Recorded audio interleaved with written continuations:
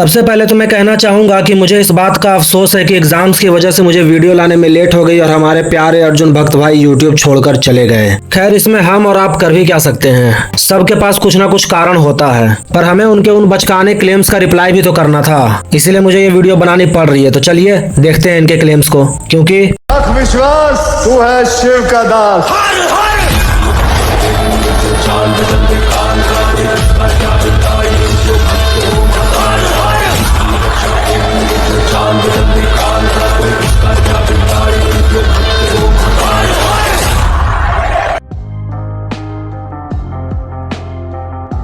तो सबसे पहले ये अपना एक एवरेज क्लेम करते हैं, वही जो ये हमेशा कहते हैं यार कि अर्जुन पाशुपतास्त्र चलाकर कोई झंडा गाड़ सकता था, जिसके रिगार्डिंग ये हमें धनुर्वेद का एक रेफरेंस देते हैं जहां ये लिखा है कि पाशुपतास्त्र धारण करने वाला व्यक्ति किसी को भी मार सकता है। तो देखो यार, ऐसे एवरेज क्लेम से मैं बोर हो चुका हूँ, कुछ नया ट्राई क्यों नहीं करते ये? क्योंकि जो रेफरेंस इन्होंने दिखाया एक्चुअली वहां भी उन्हीं योद्धाओं की बात की गई है जिनकी स्किल्स उन्हें उस लेवल का योद्धा बनाती हो कि वो किसी को भी मार सके। और अगर एक बार को इनकी ये बात मान भी ले तो जब विश्वामित्र और वशिष्ठ के युद्ध में विश्वामित्र जी ने वशिष्ठ जी पर अपने सारे अस्त्र शस्त्र चला दिए थे, जिसमें पाशुपतास्त्र भी शामिल था, तब तो वशिष्ठ जी को मर जाना चाहिए था, है कि नहीं? पर मेरे प्यारे अर्जुन भक्त भाइयों को हार्ट अटैक ना आ जाए इसलिए मैं बता दूं कि वहां वशिष्ठ जी ने अपने ब्रह्मदंड अस्त्र से विश्वामित्र के पाशुपतास्त्र समेत सारे अस्त्रों को निगल लिया था। तो मतलब यहाँ भी धनुर्वेद की बात काउंटर हो रही है? बिल्कुल नहीं। इससे तो मेरी बात प्रूव हो रही है कि वहां भी उन्हीं लोगों की बात की गई है जो इस लायक हो, और अर्जुन तो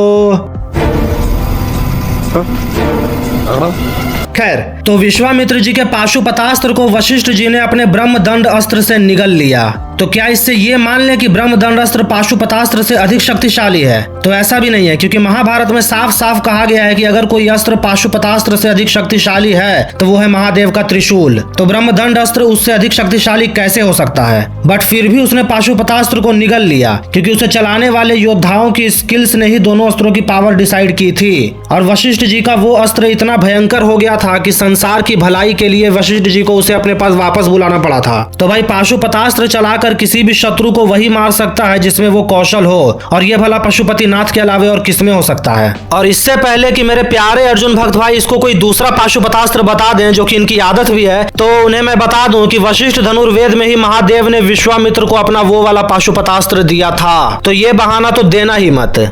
वैसे ब्रह्मदंड अस्त्र तो विश्वामित्र जी के पास भी था, पर फिर भी उनके सभी अस्त्र शस्त्र वशिष्ठ के ब्रह्मदंड से हार गए। तो आप खुद ही सोचो कि योद्धाओं की पावर अस्त्रों की पावर पर कितना ज्यादा असर डालती है। और यही कारण था कि महर्षि वशिष्ठ से हारने के बाद विश्वामित्र जी ने ब्रह्म ऋषि बनने का फैसला किया, वरना वो अस्त्रों को पाने के पीछे भागते, ना कि ब्रह्म ऋषि बनने के पीछे, समझे? आगे इन्होंने ये वाला रेफरेंस दिखाकर कहा कि जब अर्जुन ने पाशुपतास्त्र को चलाना चाहा युधिष्ठिर को दिखाने के लिए, तो वहां महादेव समेत बाकी सभी देवी देवता आ गए और उसे मना करते हुए बोले कि इससे ये हो जाएगा, वो हो जाएगा।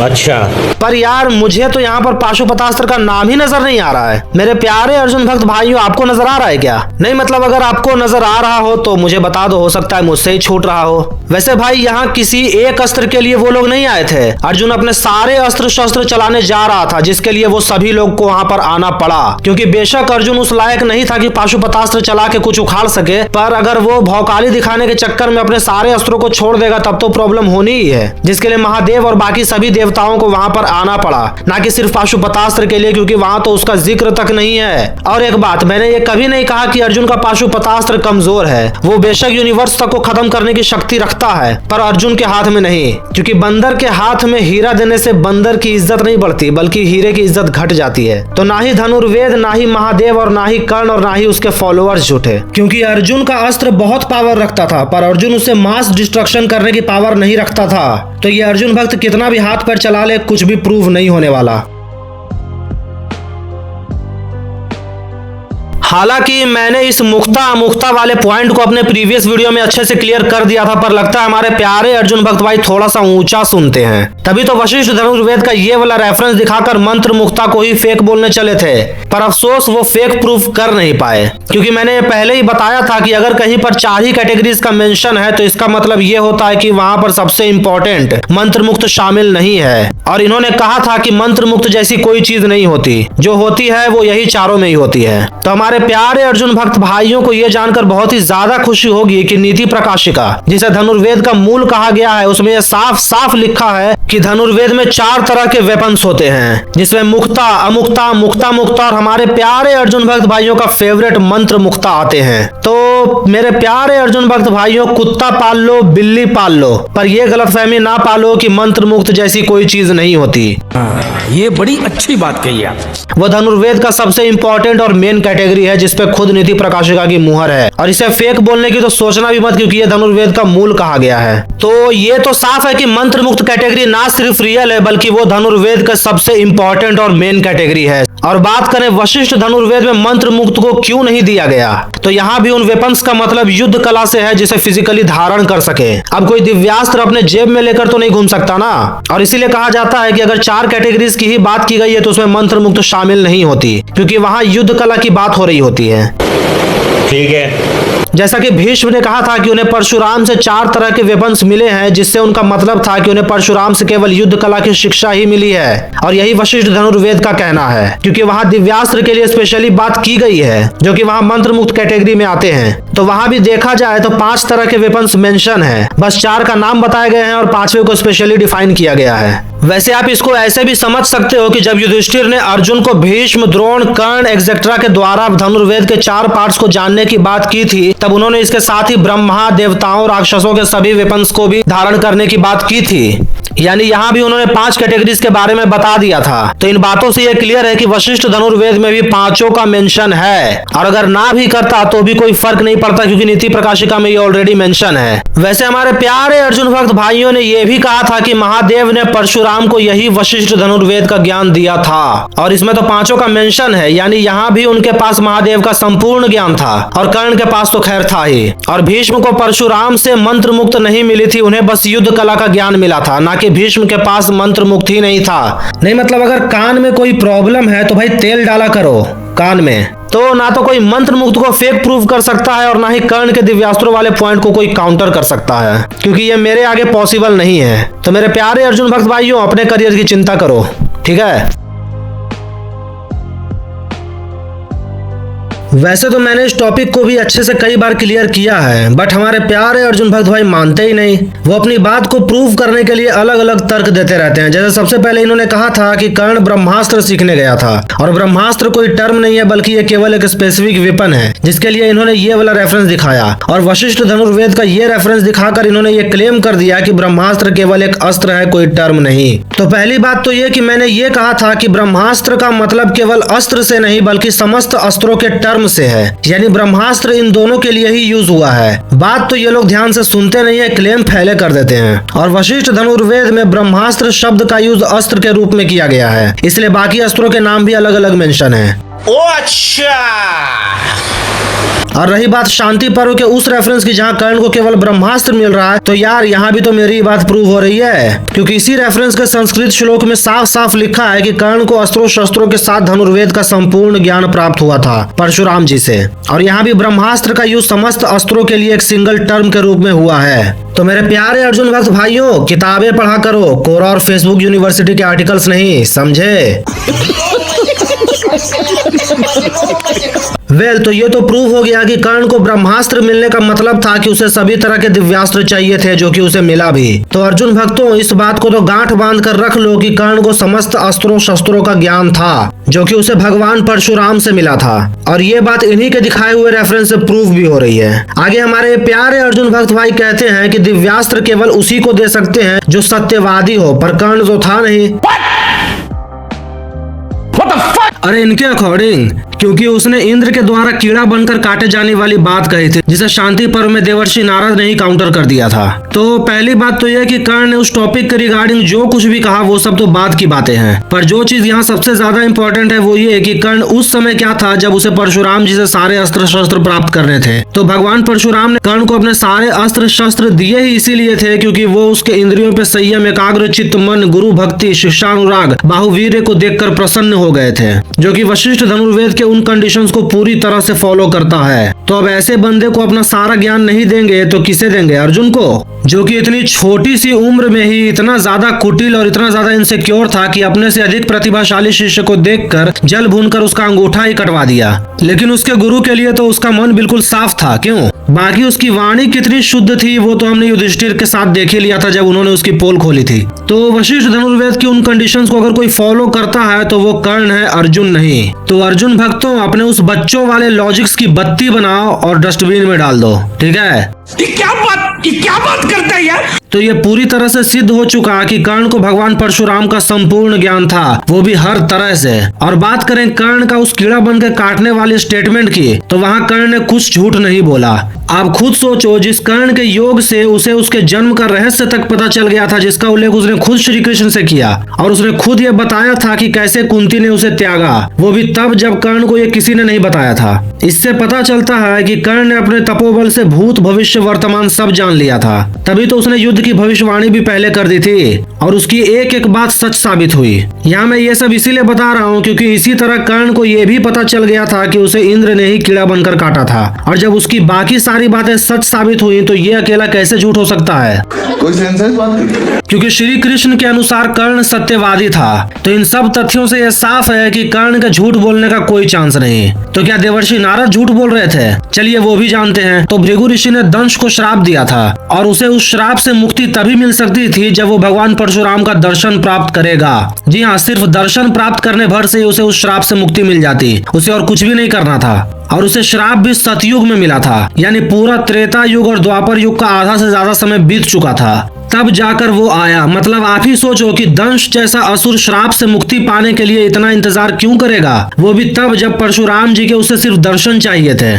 तो वो भला इतना वेट क्यों करेगा भाई? कोई सेंस है इस बात का? ऊपर से उसने अगर इतना लेट किया भी तो किया, मे भी उसके पीछे कोई रीजन रहा होगा, पर कर्ण को काटने की क्या जरूरत थी? दर्शन ही चाहिए थे तो कर लेता, इतना नाटक क्यों किया? ऊपर से कर्ण को काटते हुए जब भगवान परशुराम ने उस कीड़े को देखा तो वो तुरंत मर भी गया, यानी उसे श्राप से ही नहीं बल्कि जीवन से ही मुक्ति मिल गई। मतलब यार कोई सेंस ही नहीं है इस बात का। तो ये कहानी एकदम बिल्कुल बोगस यहाँ पर सिद्ध हो रही है, जिसे देवर्षि नारद के नाम पर चिपका दिया गया। पर एक फेक कहानी में इतनी मिस इंटरप्रिटेशन करोगे तो भाई कोई भी पकड़ लेगा, अनटिल कि वो कोई अर्जुन भक्त ना हो।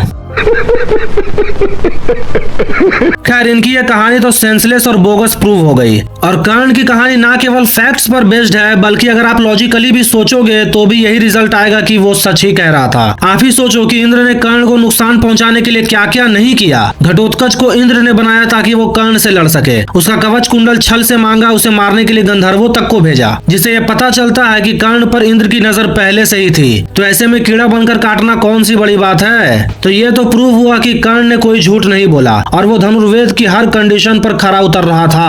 हाँ, अगर कोई खरा नहीं उतर रहा था तो वो अर्जुन था। कोई अगर उस लायक नहीं था तो वो भी बिल्कुल अर्जुन ही था। और अगर यहाँ पर कुछ फेक है तो वो है ये दंश वाली कहानी।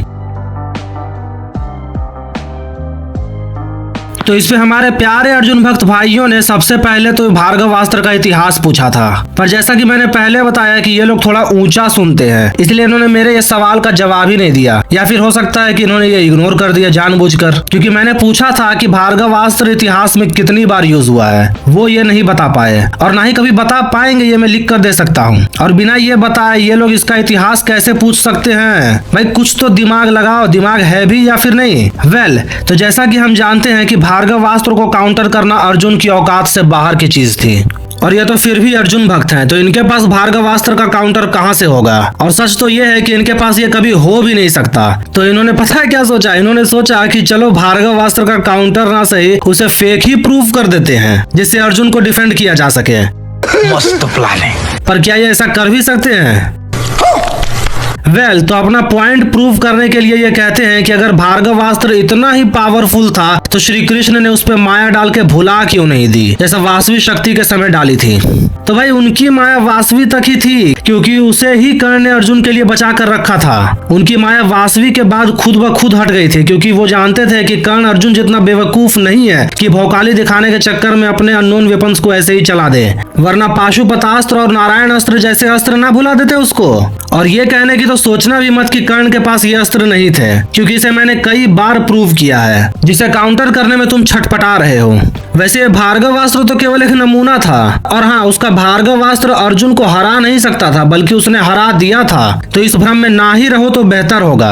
और ऊपर से कर्ण ने अपने सारे पैंतरे आजमाए ही कब थे? अरे उसने तो अपने 80% से ज्यादा दिव्यास्त्र तो यूज ही नहीं किए थे मानवता के लिए, जिनसे वो पूरे युद्ध को खत्म कर सकता था। और भाई, जब अर्जुन आग्नेयास्त्र के जवाब में ब्रह्मास्त्र जैसा अस्त्र चला सकता है, महादेव वैष्णवास्त्र के जवाब में पाशुपतास्त्र चला सकते हैं, तो भाई महेंद्रास्त्र के जवाब में भार्गवास्त्र क्यों नहीं चलाया जा सकता? इससे किसी अस्त्र को कमजोर बोलने का कौन सा लॉजिक बनता है? क्योंकि ऐसे तो अर्जुन भी आग्नेयास्त्र को ब्रह्मास्त्र के अलावा किसी और अस्त्र से काट सकता था, कुछ नहीं तो वरुणास्त्र ही चला देता। क्योंकि जहाँ तक मुझे याद है, ब्रह्मास्त्र भी कोई कीड़े मारने वाला अस्त्र नहीं है, ऐसा मुझसे किसी ने कहा था।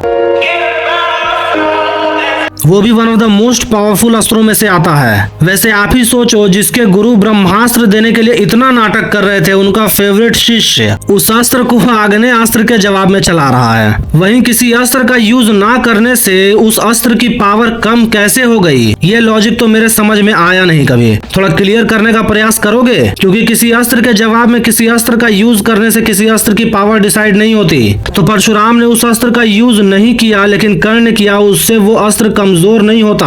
आगे इन्होंने भार्गवास्त्र को कमजोर सिद्ध करने के लिए कुछ लॉजिकलेस लॉजिक्स दिए, जिनसे मैं ये मान लेता हूँ कि वो एक कमजोर अस्त्र है।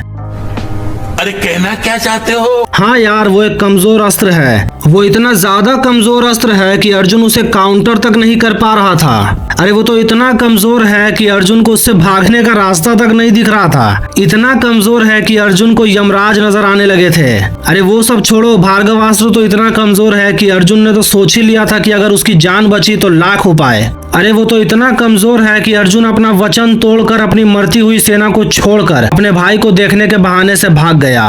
अरे वो तो इतना कमजोर है कि अच्छा ठीक है, तो अब तक तो आप समझ ही गए होंगे कि भार्गवास्त्र कितना कमजोर अस्त्र है। ठीक है, समझ गया।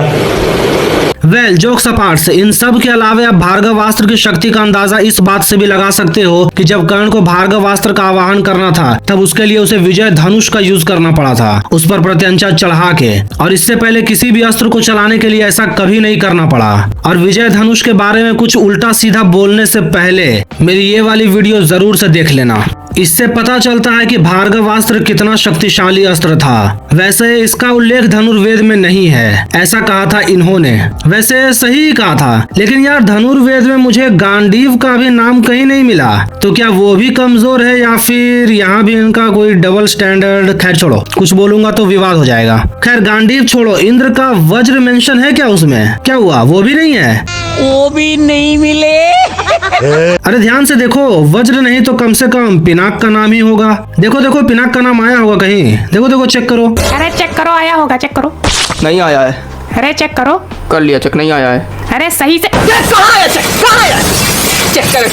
करो। क्या हुआ, वो भी नहीं मिला? अरे यार, कितने कमजोर वेपन से भाई, नाम तक मेंशन नहीं है। माना कि उनके पास पिनाक नाम का पियानो नहीं था, पर वो इस पियानो का नाम तो जानते ही होंगे, है कि नहीं? एक और बात, जिस कीर्ति मुकुट को पिनाक, इंद्र का वज्र, यम का पाश भी नष्ट नहीं कर सकता था, उसे कर्ण ने अपने सर्पमुख बाण से ही नष्ट कर दिया था। यानी कर्ण का वो बाण भी इन सबसे अधिक शक्तिशाली है। और तभी तो मैं सोचूं यार कि इनका नाम क्यों नहीं है धनुर्वेद में। वो इतने कमजोर अस्त्र होंगे, सोचो यार वो कितने कमजोर वेपन्स होंगे कि उसका नाम तक नहीं है। ओ अच्छा, ओ अच्छा। क्यों, ऐसा ही कहा था ना उन्होंने। खैर, इन बातों से एक चीज तो पूरी तरह से क्लियर होती है कि धनुर्वेद में किसी अस्त्र का मेंशन होने ना होने से उस अस्त्र की ऑथेंटिसिटी पे कोई फर्क नहीं पड़ता। ऊपर से पावर्स वही रहेंगी जो उसकी है। और रही बात कर्ण के उस अस्त्र के रिगार्डिंग झूठ बोलने की, तो मैंने ये पहले ही प्रूव कर दिया है कि कर्ण सत्यवादी था। और मजे की बात तो ये है कि सारी बातें संजय नरेट कर रहा था अपने दिव्य दृष्टि की मदद से। अब जो बंदा किसी के सपने में घुस के उसका सपना नरेट कर सकता है, वो भी वर्ड टू वर्ड कि उसने अपने सपने में क्या क्या किया, क्या क्या बोला, इवन जो ये तक बता सकता है कि किसने किसको मन में क्या सोचकर जीवन दान दिया, वो क्या ये झूठ नहीं पकड़ सकता था कि वो सच बोल रहा है या नहीं? तो इससे ये तो सिद्ध होता है कि कर्ण वह सच ही बोल रहा था। और वैसे भी कर्ण ने भार्गवास्त्र के बारे में कुछ नहीं बोला था, उसने तो बस विजय धनुष पर प्रत्यंचा चढ़ाई और उसे चला दिया। वो तो संजय और बाकियों ने पहचाना कि वो भार्गवास्त्र है, क्योंकि उन्हें पियानो के बारे में पता था। तो इस लॉजिक से कोई सेंस नहीं बना यार। वेल, तो ये भी पूरी तरह से प्रूव हो चुका है कि भार्गवास्त्र उतना ही रियल है जितना कि पृथ्वी, और ये एक अत्यंत ही विध्वंसक अस्त्र था जिसकी काट अर्जुन के पास नहीं थी। मैं तो सोच रहा हूँ कि एक भार्गवास्त्र के आगे उसकी ये हालत थी, अगर कर्ण ने अपने दूसरे अननोन वेपन्स चला दिए होते तब उसकी क्या हालत होती।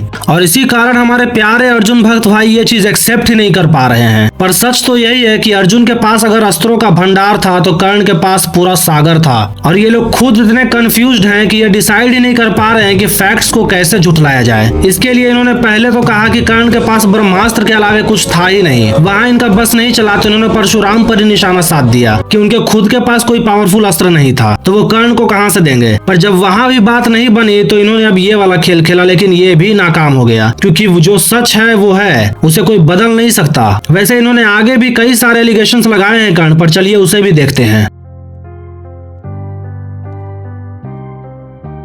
तो इस पॉइंट पर हमारे प्यारे अर्जुन भक्त भाई अपनी ही छोटी मानसिकता की तरह बहुत ही तुच्छ सा आरोप लगाते हैं कर्ण पर कि भैया कर्ण का तो उसकी पत्नियों से लगाव ही खत्म नहीं हो रहा, वो भला कैसा ही योद्धा होगा यार, जबकि उस समय उसकी उम्र 80 प्लस थी। फिर भी अरे यार पहले अपने गिरेबान में तो झांक लेते, क्योंकि सोर्सेज कहते हैं कि उसकी एज 80 नहीं बल्कि 107 थी, और अब 107 साल के बंदे को अपने बीवी बच्चों और पौत्रों से लगाव नहीं होगा तो क्या पड़ोसी के बीवी बच्चों से होगा?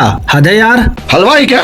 क्योंकि जो स्टेटमेंट इन्होंने दिखाया वहां कर्ण ने अपने माता पिता, पत्नियों, बच्चों और पोतों से लगाव होने की बात की है, यानी इन सब से उसे लगाव है, ना कि सिर्फ स्त्रियों से। और ये तो सबको होता है भाई, और अगर इस एक वर्ड पर ध्यान दोगे तो उसका भी मीनिंग यहाँ पर उसी लगाव से है जो कि उन सब से है। और वैसे भी वो कर्ण की पत्नियां थी, यानी अगर वो श्री कृष्ण की बात मान भी लेता तो भी उसकी पत्नियां उसके पास ही रहती, ना कि वो उससे छिन जाती। अरे छिनते तो उसके माँ बाप, अगर वो उनकी बात मान लेता तो, तभी तो उसने मना किया, यानी उसका मतलब वहाँ उन लोगों से था जो उसके करीबी हैं। ऊपर से कर्ण का विवाह भी उसके माता पिता ने ही करवाया था, उसने किसी का हरण वरण नहीं किया था अर्जुन की तरह अपने ब्रह्मचर्य में। अगर इतना ही स्त्रियों से मोह था तो वो हरण करके भी तो ला सकता था, पर हरण तो दूर, उसने अपने माता पिता के द्वारा चुनी हुई कन्याओं के अलावा किसी को देखा तक नहीं। उसे ये लोग स्त्रियों पर आकर्षित बता रहे हैं, बताओ भाई, कोई सेंस बात नहीं। उसने लिटरली द्रौपदी तक को रिजेक्ट कर दिया था जब श्री कृष्ण ने उसे द्रौपदी का नाम लेकर अपने साइड करने की कोशिश की थी तब।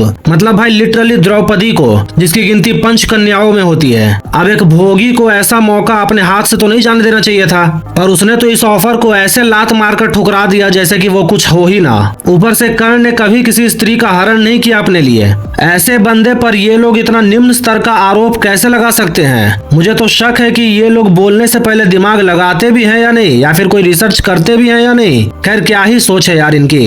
इसके मुंह में पैदाइशी सुपर ही है। वेल तो कर्ण का लगाव तो क्लियर हो गया। अब हमारे प्यारे अर्जुन भक्त भाइयों के अर्जुन की बात कर लेते हैं। ये बंदा ब्रह्मचर्य का पालन करने निकलता है 12 सालों के लिए, लेकिन इन 12 सालों में ही इसने 3 विवाह कर लिए और पुत्र भी उत्पन्न कर लिए। देखो देखो दरिंदगी चेहरे से टपकती है। नंबर 1 का कमीना है। छी छी छी, आंखें देखो, नीयत में खोट साफ नजर आता है, हवस से भरी हुई। एक उलूपी वाला तो खैर हम समझ सकते हैं, बट बाकी 2 का क्या? सुभद्रा का हरण करने का सुझाव तो कृष्ण का था, जिसपे ये लोग पॉइंट उठा सकते हैं, पर उस सुझाव से पहले अर्जुन ने खुद कहा था कि अगर उसका विवाह सुभद्रा से हो जाए तो वो हमेशा अच्छे कर्म करेगा। तो मोहित तो वो पहले ही हो गया था, यानी उसने ब्रह्मचर्य तोड़ा, और वो भी अपनी मर्जी से। तो अब आप ही सोचो कि वो किस लेवल का योद्धा होगा जो अपने ब्रह्मचर्य में भी अपनी स्त्रियों के प्रति मोह को नहीं त्याग पाया। और ये लोग इससे पहले कि उर्वशी वाला क्लेम करें तो मैं बता दूं कि हर कोई जानता है कि अर्जुन का वहां मना करने का कारण क्या था, तो उसका मना करना बनता है। पर कर्ण और द्रौपदी के केस में ऐसा कुछ भी नहीं था, तो उसके मना करने में कर्ण की महानता है। वैसे ये लोग अभी नए नए मनुवादी बने हैं, चलिए इनका सारा मनुवाद निकाल देते हैं। तो पता है ब्रह्मचर्य तोड़ने वाले को मनुस्मृति में क्या कहते हैं? उसे कहते हैं आकीर्णी, और ऐसे व्यक्ति का सारा तेज छिन जाता है। तो आप ही सोचो कि उसका सारा तेज छिन चुका था, वो कैसा ही योद्धा होगा यार। और उसे शुद्ध होने के लिए जिस तरह के व्रत और यज्ञ का पालन करना था वो तो उसने एक दिन भी नहीं किया, यानी इसे वो दोबारा मिला भी नहीं था। अब ऐसे योद्धा के बारे में खैर क्या ही कहें। इसलिए कहते हैं कि जिनके खुद के घर शीशे के होते हैं वो किसी दूसरे के घर पे पत्थर नहीं फेंकते। और एक बात, मनुवादी तो हम भी हैं, पर सही तरीके से, उल्टे सीधे तरीके से नहीं। इस पॉइंट पर मुझे तो ये समझ नहीं आया कि अर्जुन भक्त होके ये लोग इस पॉइंट पे इतना कॉन्फिडेंस ला कहां से सकते हैं यार। ये कहते हैं कि कर्ण ने भागते हुए योद्धाओं पे अटैक किया, इसीलिए उसका नियम वियम कुछ भी नहीं था। सीरियसली नियम की बातें और अर्जुन भक्त कर रहे हैं, मतलब इससे बड़ा जोक और क्या ही हो सकता है यार। ये कहते हैं कि कर्ण भागते हुए योद्धाओं पे अटैक करता था। अरे भाई उन्हें भगाया किसने था? कर्ण ने जब वासवी का आह्वान किया था तब भी घटोत्कच डर के भागने लगा था, तो क्या उसे छोड़ देता? वैसे भी कर्ण ने उनका पीछा करते हुए उन पर अटैक किया था, ना कि छुप के या फिर किसी को अंधा कर या फिर कोई झूठी खबर फैलाकर या फिर कोई और हथकंडा अपनाकर अर्जुन की तरह। पता नहीं ऐसे डेंजरस सिचुएशन में मैं ऑटोमेटिकली आगे कैसे आ जाता। ये एक ऐसा बंदा है जिसकी बुजदिली के किस्से इतने फेमस हैं कि हर कोई इसके बारे में ऑलमोस्ट जानता ही है। ऑलमोस्ट भी इसीलिए क्योंकि अर्जुन अंध भक्तों ने इस पर भी पर्दा डालने की खूब कोशिश की है पर कभी डाल नहीं पाए। इसने कर्ण, भीष्म, भगदत्त सबको पीठ पीछे छल से ही मारा। खैर इनको मारना तो इसकी औकात से बाहर की बात थी, तो उस भगोड़े ने पीठ पीछे मारा। पर अभी मैं जिसकी बात करने जा रहा हूँ वो तो इस बंदे से लड़ भी नहीं रहा था। जब भूरिश्रवा ने सात्यकी को घसीट घसीट कर कुत्तों की तरह मारना शुरू किया था तब अर्जुन ने ही पीछे से उसके दोनों हाथ काट दिए थे, वो भी भूरिश्रवा से छुप के। तो अब आप ही बताओ कि ये मनुस्मृति का ये रूल किस पर लागू हो रहा है जहाँ साफ साफ छुप कर हमला करने के लिए मना किया गया है। और मजे की बात तो ये है कि अपने इस नीच कृत्य को छुपाने के लिए उसने बहाना भी क्या दिया, वो तो पढ़ के ही हंसी आ जाती है। उसने बहाना बनाया कि उसका वचन है कि अगर कोई उसकी रेंज में उसका एक सिपाही भी मर रहा होगा तो वो उसकी रक्षा जरूर करेगा, इसलिए उसने ये किया। सीरियसली ये वही बंदा है जो कर्ण के भार्गवास्त्र से डरकर अपनी मरती हुई सेना को छोड़कर भाग गया था। तब वचन याद नहीं आया था इसे? यानी ना तो इसने अपने वचन को निभाया ना ही किसी योद्धा का कर्तव्य निभाया इसने। भाई गजब की दोगली पर्सनालिटी है यार। वैसे वचन तोड़ने वालों के बारे में मनुस्मृति में पता है क्या कहा गया है? ऐसे बंदे को लोक परलोक कहीं भी कोई स्थान नहीं मिलता। यानी अर्जुन की हालत तो धोबी के कुत्ते जैसी हो गई ना, मतलब ना घर का ना घाट का। मेरा तो इतना लाइफ खराब हो गया है, इतना लाइफ खराब हो गया है मेरा। और अगर ये लोग कर्ण के बारे में अभी उस रेफरेंस के रिगार्डिंग कुछ उल्टा सीधा क्लेम करेंगे तो मैं याद दिलाना चाहूंगा कि अपनी इस वाली वीडियो में मैंने ये प्रूफ के साथ बताया था कि जब कालक्यास अपने नगर में छुप कर अपने नगर सहित भागना चाह रहे थे तब कैसे अर्जुन ने उन भागते हुए कालक्यास पर हमला किया था। अगर कर्ण वहां पर गलत था तो यहाँ पर अर्जुन कैसे सही हुआ? मतलब इनकी हिपोक्रेसी धूम मचाए और बाकी करे तो कौआ गाए। हिपोक्रेसी की भी सीमा होती है। और अब मैं अपने इन प्यारे अर्जुन भक्त भाइयों से पूछता हूँ कि अब ये कैसे जस्टिफाई करेंगे अर्जुन के उस कृत्य को, मैं जानना चाहता हूँ। वेल तो अब आप समझ ही गए होंगे कि कौन किस पे कैसे अटैक करता था। मतलब यार एक तो अर्जुन भक्त ऊपर से ऐसा क्लेम, मतलब सच में इनके कॉन्फिडेंस की तो दाद देनी पड़ेगी। तो मैंने ये पहले भी कई बार प्रूव किया है कि कर्ण का परशुराम से झूठ कहने का कारण द्रोणाचार्य थे। अगर उन्होंने कर्ण से वो ब्राह्मण और क्षत्रिय वाली बात नहीं कही होती तो कर्ण उनसे असत्य कभी ना कहता। वैसे भी उसने अपना सारा ज्ञान अपनी इंद्रियों पे संयम रखकर हासिल किया था। और मनुस्मृति के अनुसार, क्योंकि हमारे प्यारे अर्जुन भक्त भाई नए नए मनुवादी बने हैं, तो उनके अनुसार जो अपनी इंद्रियों पे संयम रखता है वो हर कार्य में सिद्धि प्राप्त करता है, वो डिजर्व करता है। तो महर्षि मनु के अनुसार तो कर्ण हर तरह से योग्य है, तो उसे तो मिलना ही चाहिए। और वशिष्ठ धनुर्वेद के अकॉर्डिंग भी वो पूरी तरह से वर्दी है, ये मैंने पहले प्रूव किया। और परशुराम के अकॉर्डिंग तो खैर वो योग्य था ही, इसे भी मैंने कई बार प्रूव कर रखा है। तभी तो ना भीष्म ना द्रोण, सिर्फ कर्ण को ही उनका सारा ज्ञान मिला। और रही बात श्राप की, तो श्राप के साथ साथ उन्होंने अपने प्रिय शिष्य को वरदान भी दिया था। और मैंने ऐसा कभी नहीं पढ़ा कि कोई किसी को इतनी कठोरता से श्राप देने के बाद भी उसे आशीर्वाद या वरदान देकर जाए। ये कर्ण के प्रति परशुराम का लगाव ही तो है जो उसने अपनी योग्यता से हासिल की थी। तो कर्ण तो पूरी तरह से योग्य निकला, लेकिन क्या अर्जुन योग्य है? चलिए जानते हैं।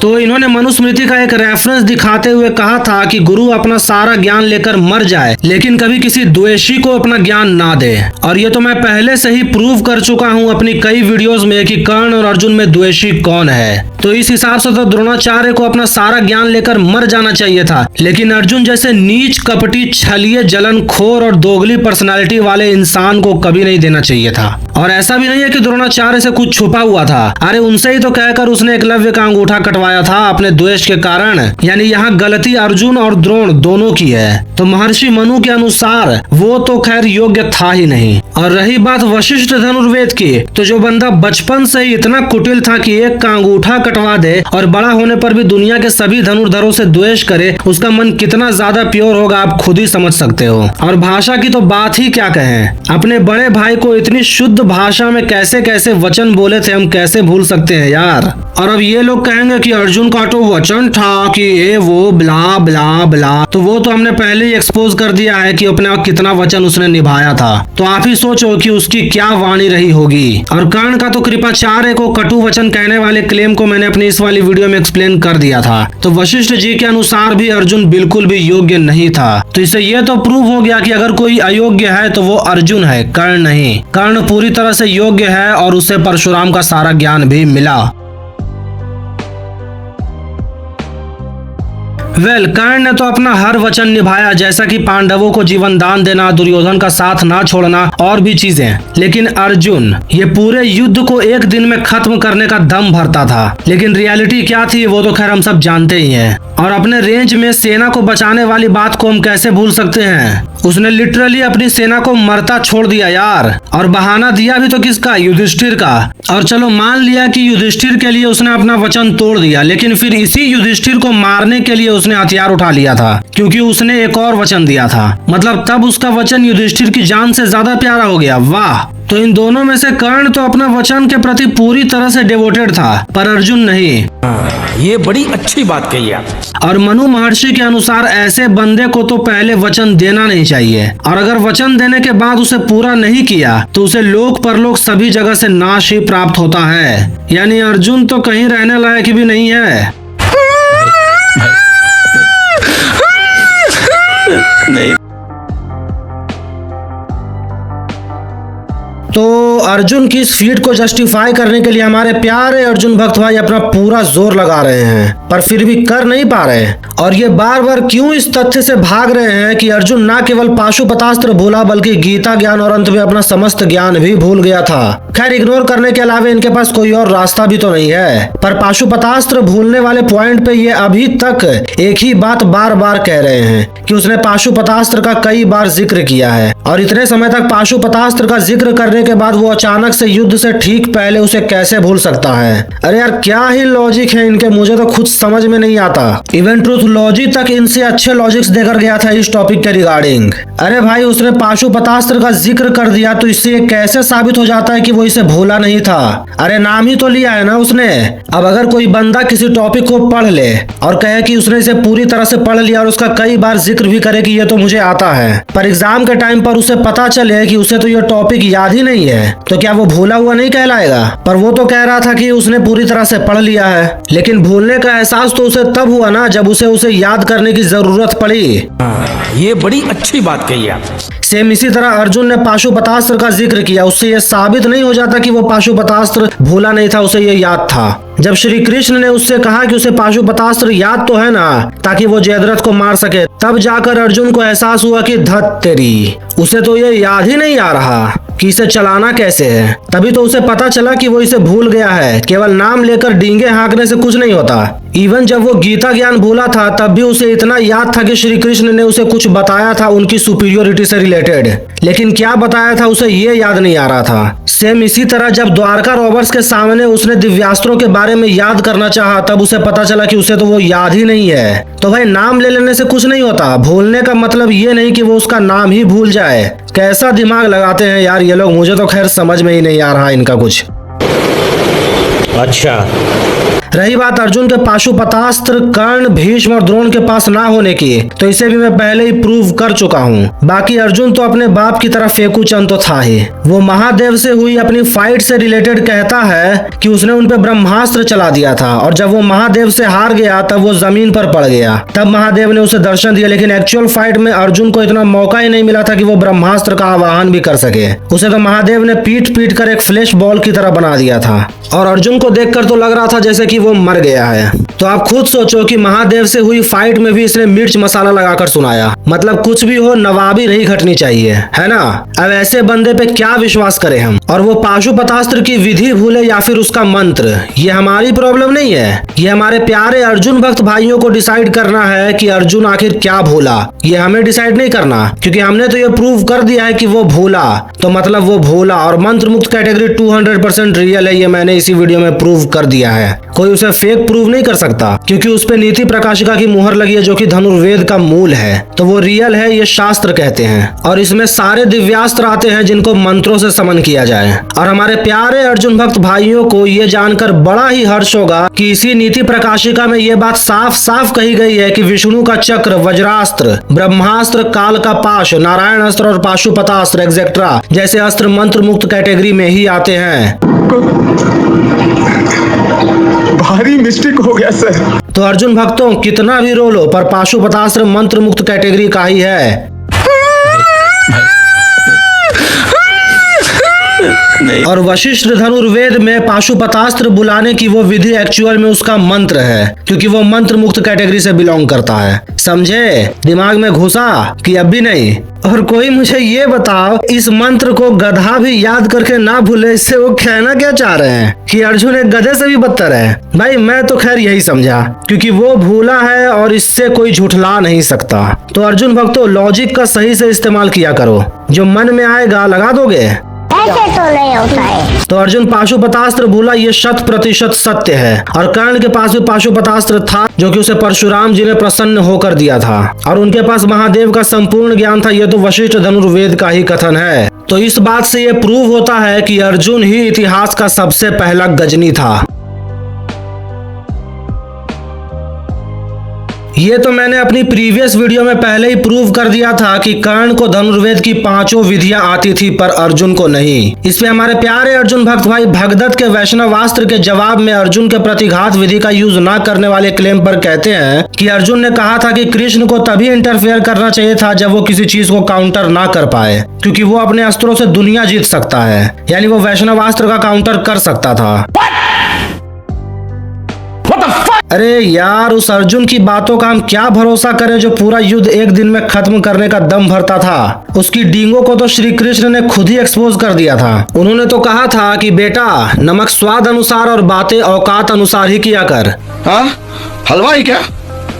वैष्णवास्त्र का काउंटर करना तेरे बस की बात नहीं है, तो जो मैंने किया वो तेरी भलाई के लिए ही किया, इसलिए चुपचाप करके बैठ।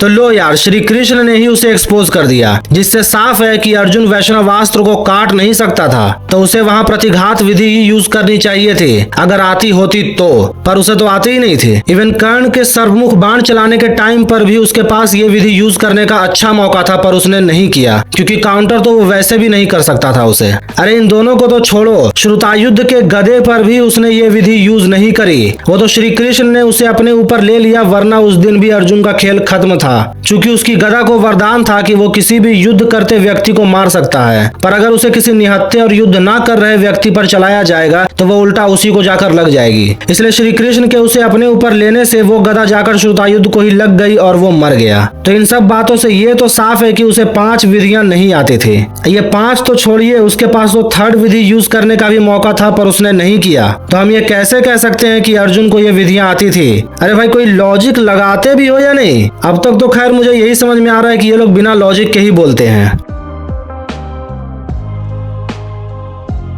तो भाई, ये तो किसी से छुपा हुआ नहीं है कि कर्ण पूरे सनातन इतिहास का एकमात्र ऐसा योद्धा था जिसने ब्रह्मास्त्र को अपने नॉर्मल तीरों से काउंटर किया था। पर इस पर भी हमारे प्यारे अर्जुन भक्त भाई कहते हैं कि इसमें कर्ण का क्या पराक्रम है, इससे साबित क्या हो गया, और ये कोई बड़ी बात नहीं। ओ अच्छा,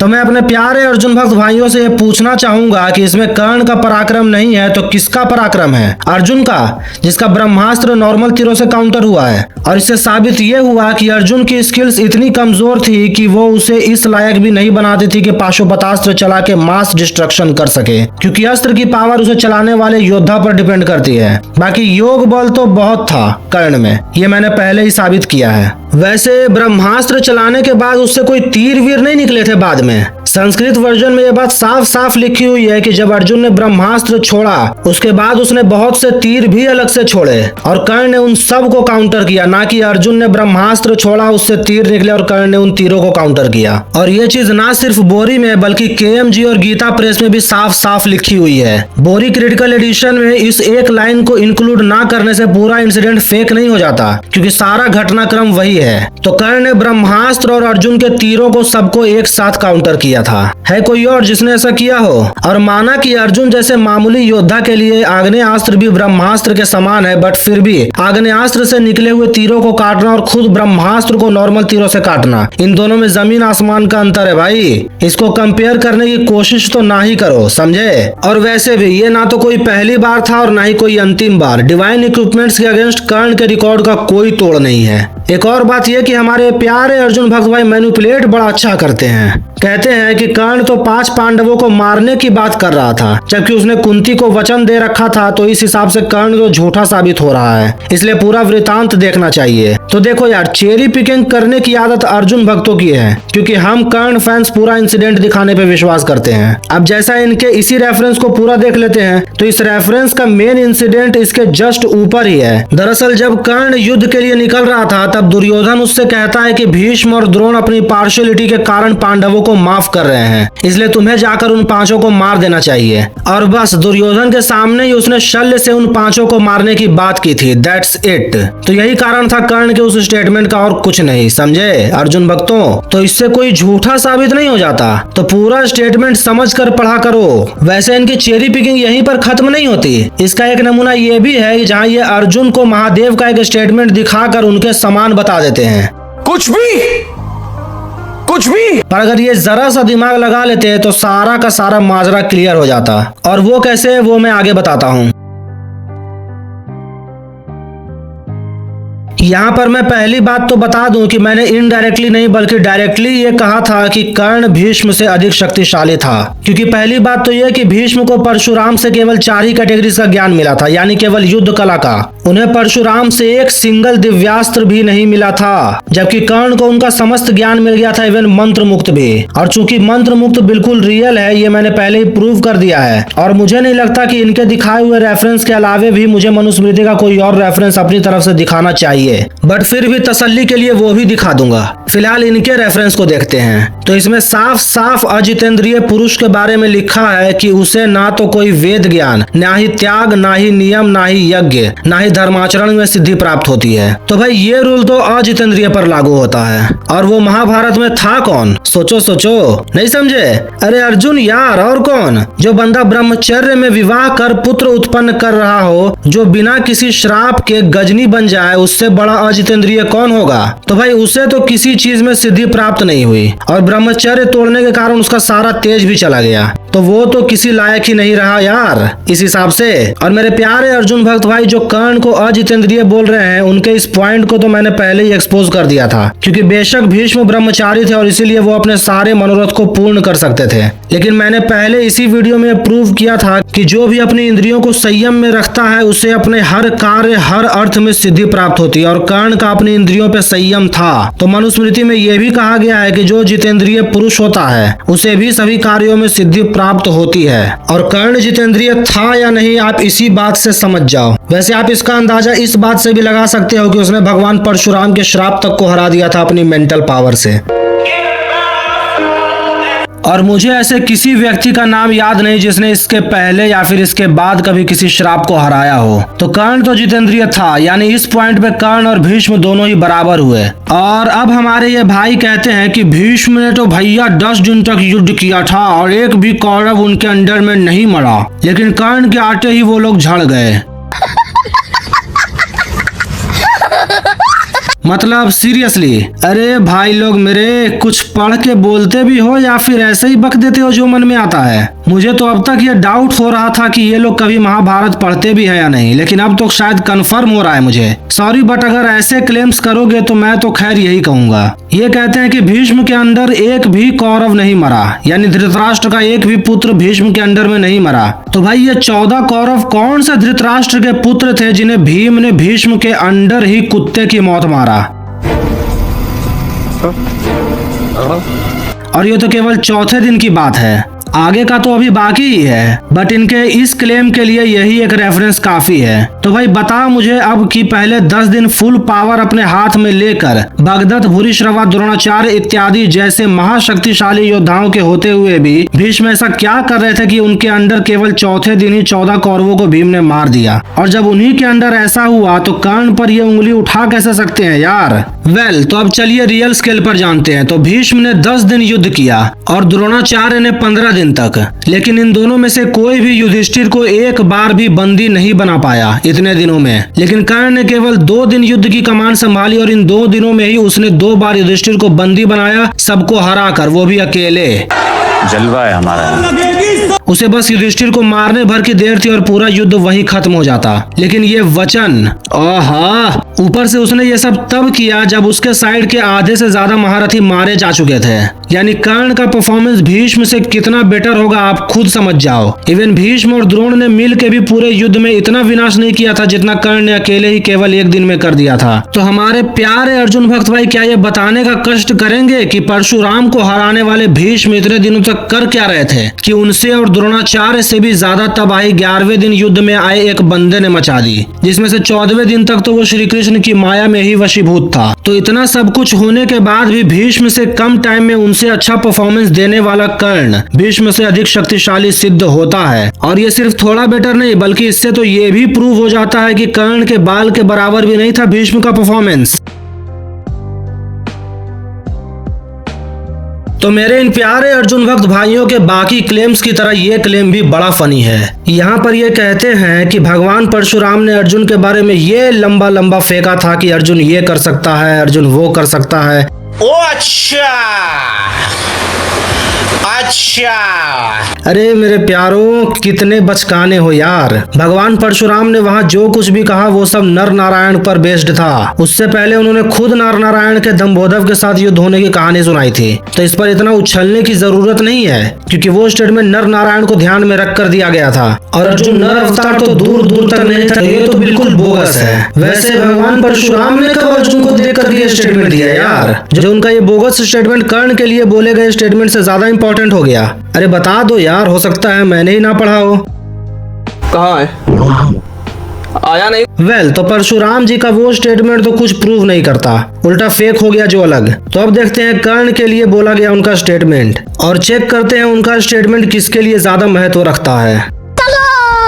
तो उन्होंने जब कर्ण को श्राप दिया उसी के साथ साथ उन्होंने अपने प्रिय शिष्य को एक वरदान भी दिया था कि संसार में कोई भी क्षत्रिय तुम्हारे बराबर नहीं होगा। तो लो भाई, भगवान परशुराम ने तो सारा माजरा ही क्लियर कर दिया और उनका ये स्टेटमेंट अर्जुन के लिए बोले गए उस फेक स्टेटमेंट से ज्यादा वैल्यू रखता है। और वो कैसे, वो मैं अभी समझा देता हूँ। तो कर्ण ने परशुराम का श्राप विफल कर दिया था, ये तो मैंने पहले भी कई बार बताया है। पर कर्ण ऐसा कैसे कर पाया? हाँ, उसकी मेंटल पावर बहुत ज्यादा थी, पर श्राप को हरा देना ये गॉड लेवल चीज है भाई। तो चलिए मैं आपको इसका असली कारण बता देता हूँ कि कर्ण ने आखिर ऐसा किया कैसे। तो भगवान परशुराम ने कर्ण को श्राप देते हुए एग्जैक्टली कहा था कि जब उसकी मृत्यु का समय होगा और उसका सामना उसी के समान किसी योद्धा से हो रहा होगा तब उनका सिखाया हुआ सारा ज्ञान वो भूल जाएगा। लेकिन उनका वरदान जिससे कि कोई भी क्षत्रिय कर्ण के बराबर नहीं हो सकता था।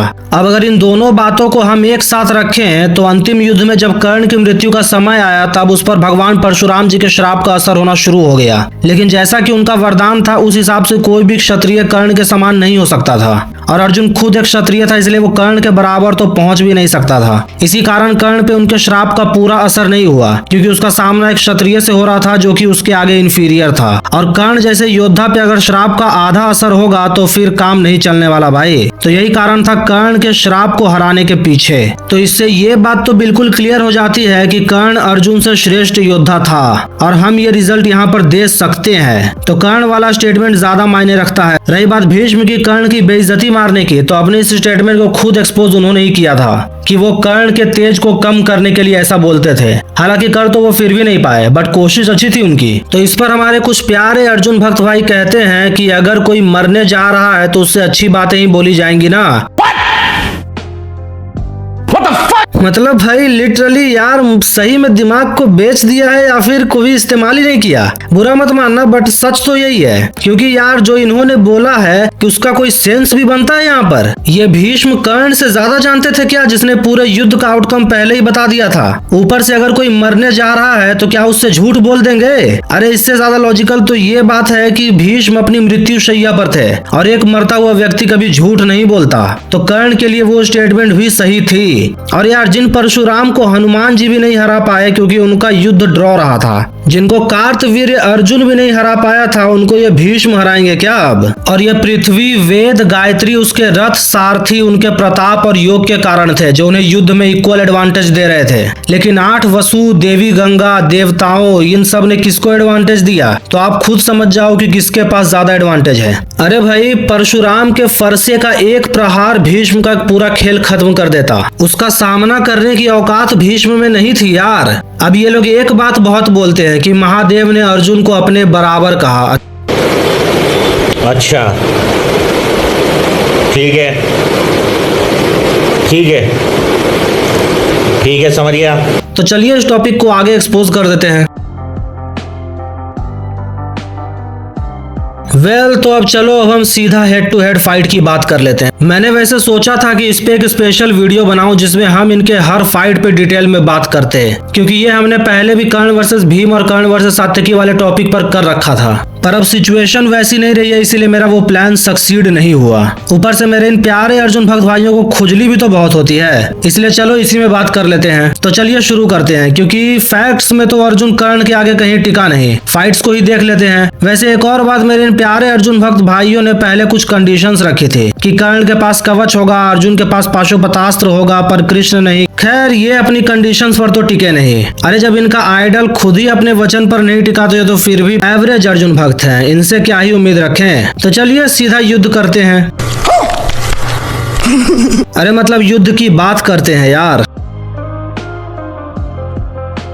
इस पॉइंट को भी हमने पहले ही एक्सप्लेन किया था, पर मैंने कहा था ना ये लोग थोड़ा सा ऊंचा सुनते हैं भाई। तो चलिए इनके इस भ्रम को भी तोड़ते हैं। तो पहली बात तो ये कि ब्राह्मण को युद्ध में नहीं मार सकते, ऐसा हमने कब कहा? कोई बताएगा मुझे? युद्ध में तो कई ब्राह्मण योद्धाओं को मारा गया यार, इवन द्रोणाचार्य भी तो मारे गए थे। पर ये यहाँ पर एक डोंट्स टाइप का है कि हाँ ब्राह्मण को युद्ध में नहीं मार सकते। पर जो द्रौपदी स्वयंवर में बात हुई थी वो एक डिसीजन था कि हाँ उन ब्राह्मणों को मारना नहीं है। तो ये दोनों ही बातें अलग अलग है, और जब उन्होंने डिसीजन पहले ही ले लिया था तो फिर किसी की परमिशन का यहाँ पर कोई रोल नहीं। और वैसे भी अगर कर्ण उन्हें मारने को तैयार होता तो वो उनपे केयरलेसली अटैक करता ही नहीं। फिर भी जब अर्जुन ने कर्ण को 3 बाण मारे तब कर्ण ने वहां पर थोड़ी सी और पावर लगाई और उसके सारे प्रहारों को ऐसे काउंटर कर दिया जैसे कि वो कुछ हो ही ना। जिसके बाद वहां के सभी राजाओं ने कर्ण की तारीफ की और इस पूरे युद्ध में कर्ण ही हावी नजर आ रहा था, जो कि वहां मौजूद लोगों के रिएक्शन से साफ है। और कर्ण को जब ये विश्वास हो गया कि वो ब्राह्मण है तब उसने ब्रह्म तेज के कारण युद्ध से पीछे हटने का फैसला किया।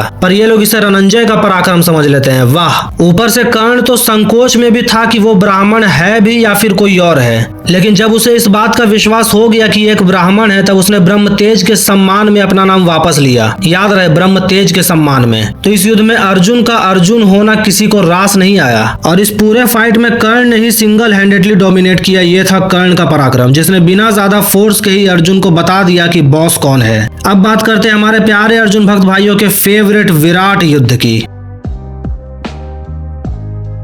तो अब बात करते हैं हमारे प्यारे अर्जुन भक्त भाइयों के फेवरेट विराट युद्ध की। तो इस युद्ध में अर्जुन का पलड़ा भारी रहा था, हाँ ये सच है। इसके पहले कॉम्बैट में अर्जुन ने पहले तो संग्रामजीत को मार दिया, तब जब उसकी मुठभेड़ कर्ण से हुई तब वहां कर्ण ने उसके रथ और उसके घोड़ों पर वार करके उसे नष्ट करने का प्रयास किया, लेकिन उससे ऐसा हुआ नहीं। इतने में अर्जुन ने कर्ण के अलग अलग अंगों पर प्रहार करके उसे घायल कर दिया और उसके रथ को भी तोड़ दिया।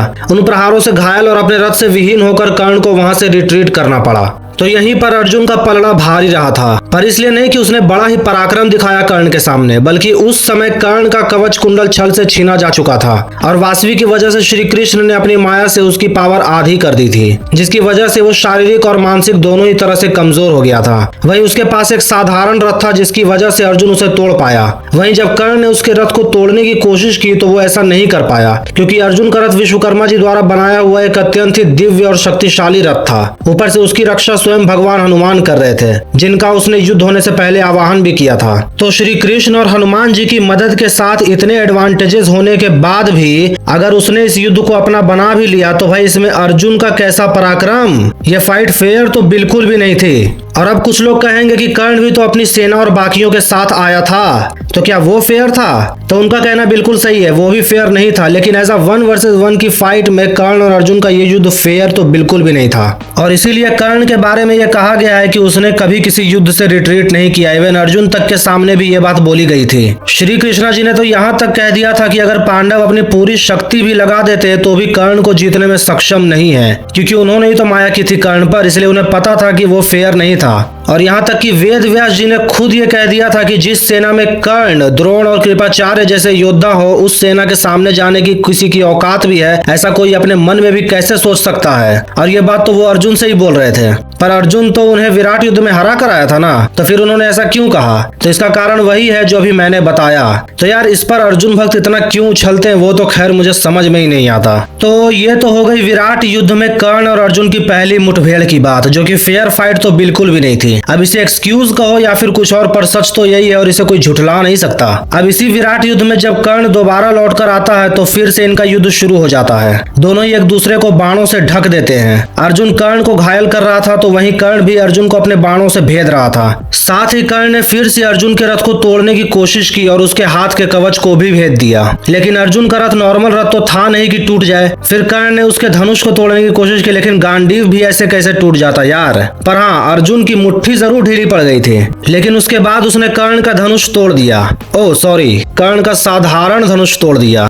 उसके बाद उसने कर्ण के फेंके गए भालों को भी भेद दिया। फिर उसने कर्ण के साधारण रथ को तोड़कर उसकी छाती में एक ऐसा बाण मारा कि कर्ण को मूर्छा आ गई और उसे युद्ध को छोड़ना पड़ा। तो जाहिर सी बात है कि उसके बेहोश होने के बाद उसका सारथी वहां से ले गया होगा। तो बस इतनी सी कहानी हमारे इन प्यारे अर्जुन भक्त भाइयों के फेवरेट विराट युद्ध की, जिसे इन लोगों ने इतना हुआ बना रखा है। पर सच तो यह है कि अगर अर्जुन के पास दिव्य रथ, दिव्य धनुष और हनुमान जी का साथ ना होता तो उससे पहले कर्ण ही उसका रथ, धनुष सब कुछ तोड़कर उसे निहत्था करके छोड़ देता।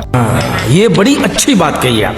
खैर ऐसा हुआ नहीं, लेकिन अर्जुन ऐसा करने में कामयाब रहा क्योंकि कर्ण के पास ऐसा कुछ भी एडवांटेज नहीं था। एक और बात, सेकंड फाइट में कर्ण अनकॉन्शियस हो गया था, जिसके बाद उसका सारथी उसे वहां से लेके जाता है। और मैंने पहले ही कई बार बताया है कि इस तरह की सिचुएशन को कभी भी दूसरों के लिए हार नहीं कही गई है। जिन लोगों ने मेरी ये वीडियोस देखी होंगी उन्हें इसका कारण भी पता होगा। तो इसकी पहली फाइट तो फेयर नहीं थी, जो कि मैंने अभी अभी प्रूव किया। साथ ही सेकंड फाइट में तो हम कर्ण की हार भी नहीं कह सकते। तो बस यही कहानी है हमारे विराट युद्ध की। तो चलिए अब इनके अगले फाइट को देखते हैं। तो अब बात करते हैं कुरुक्षेत्र युद्ध में इनके आमने सामने की। कुरुक्षेत्र युद्ध के 12वें दिन अर्जुन और कर्ण एक दूसरे के आमने सामने थे। तब अर्जुन की मदद करने भीम, धृष्टद्युम्न और सात्यकी भी आ गए और ये चारों कर्ण पर एक साथ टूट पड़े। लेकिन कर्ण अकेले ही इन चारों पर भारी पड़ गया। इनका एक भी प्रहार कर्ण के आगे काम नहीं कर रहा था। कर्ण ने अर्जुन के गांडीव को छोड़ बाकी तीनों के धनुष को तोड़ दिया। तब इन तीनों ने भाला और बाकी वेपन्स के साथ कर्ण पर हमला किया, लेकिन कर्ण ने उसे भी नाकाम कर दिया। इधर कर्ण इन तीनों से लड़ ही रहा था, इतने में ही मौका देखकर अर्जुन ने कर्ण पर हमला कर दिया और उसके 3 भाइयों को मार दिया। हालांकि इसके बाद पता नहीं अर्जुन कहाँ गायब हो गया, क्योंकि इसके बाद यह फाइट कर्ण और सात्यकी के बीच की होकर रह गई और अर्जुन सीधा लास्ट में ही दिखा, जिसके बाद वो दिन ही समाप्त हो जाता है और ये युद्ध भी। तो यहाँ भी अर्जुन के ग्रुप अटैक के बाद भी कर्ण उन सब पर हावी हो गया था और इस युद्ध में कर्ण के आगे अर्जुन की एक ना चली। तो ये युद्ध तो क्लियरली कर्ण के नाम रहा।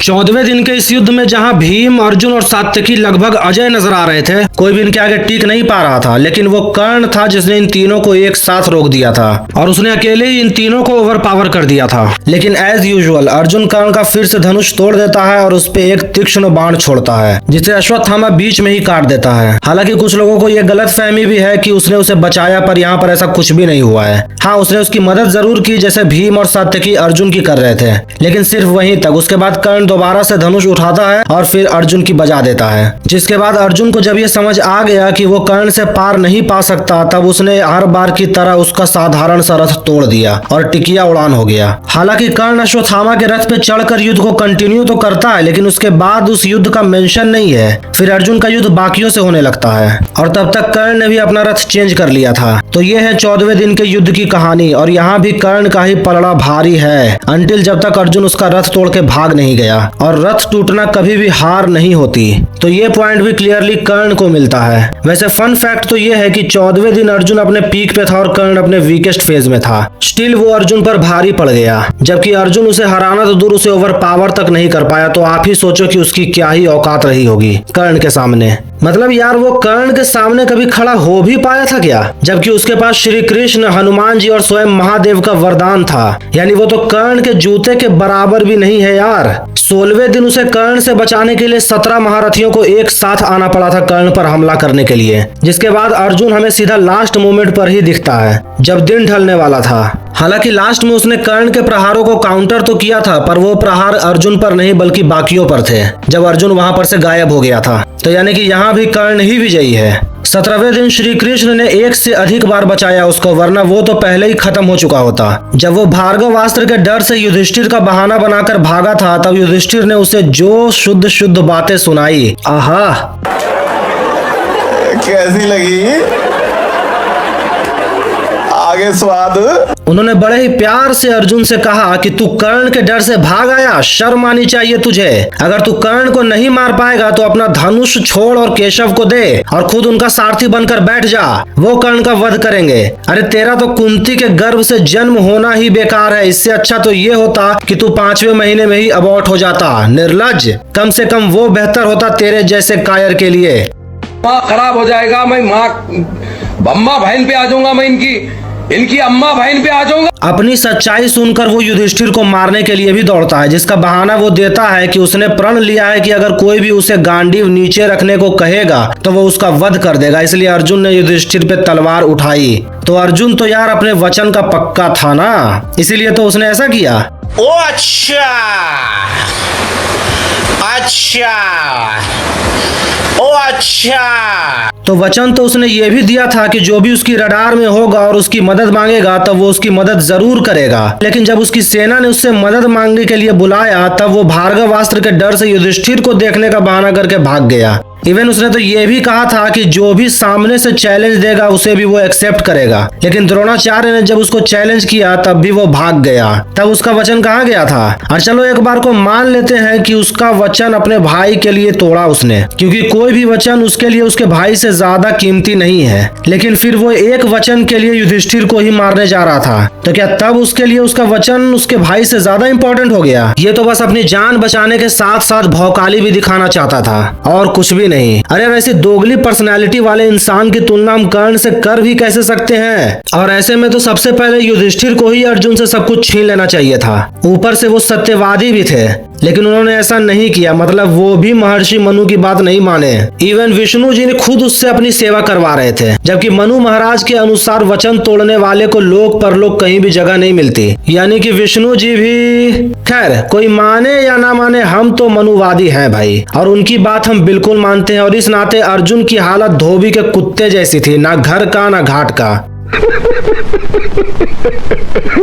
तो ये हो गई कर्ण और अर्जुन के बीच हुए हेड टू हेड बैटल की बात, जिसमें विराट युद्ध के पहले कॉम्बैट को छोड़ दे तो अर्जुन कहीं भी कर्ण के सामने नहीं टिक पाया। तो यही था इनके पूरे बैटल का मोटा मोटी सीक्वेंस। वैसे मैंने सोचा था कि इस पर एक डिटेल्ड वीडियो बनाऊंगा, लेकिन इसकी जरूरत ही नहीं पड़ी मेरे प्यारे अर्जुन भक्त भाइयों की कृपा से। तो अब हम आगे बढ़ते हैं।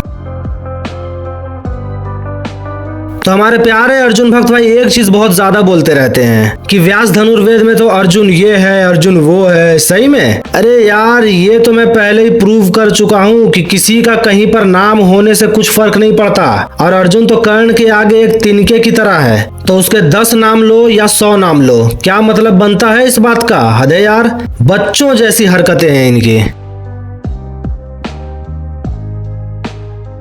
अब मेरे कुछ अर्जुन भक्त भाइयों का यह भी कहना होता है कि महादेव ने तो अर्जुन को ये कहा, वो कहा, उसे अपने बराबर कहा, ब्ला ब्ला ब्ला। मतलब अब इतने बुरे दिन आ गए हैं इनके कि ऐसे प्रेजिंग स्टेटमेंट्स दिखाने पड़ रहे हैं इनको। वेल, महादेव ने वहां एग्जैक्टली कहा था कि आज से तुम मेरे समान होगे, यानी महादेव के समान होएगा, ना कि वो महादेव के समान था, समझे। और इसका मतलब ये नहीं कि वो सच में उनके समान हो गया, बल्कि महादेव के कहने का मतलब था कि उस दिन से वो महादेव के बराबर होगा, क्योंकि उस दिन से महादेव स्वयं अर्जुन के रथ के आगे चलकर युद्ध करने वाले थे। जी हाँ, पूरे कुरुक्षेत्र में अर्जुन के बिहाफ पर महादेव ने ही युद्ध किया था। खुद वेद व्यास ने भी ये कहा था कि जिस सेना की रखवाली स्वयं कर्ण, द्रोण और कृपाचार्य जैसे महारथी कर रहे हो, उस सेना के सामने कोई खड़ा भी कैसे हो सकता है महादेव को छोड़कर?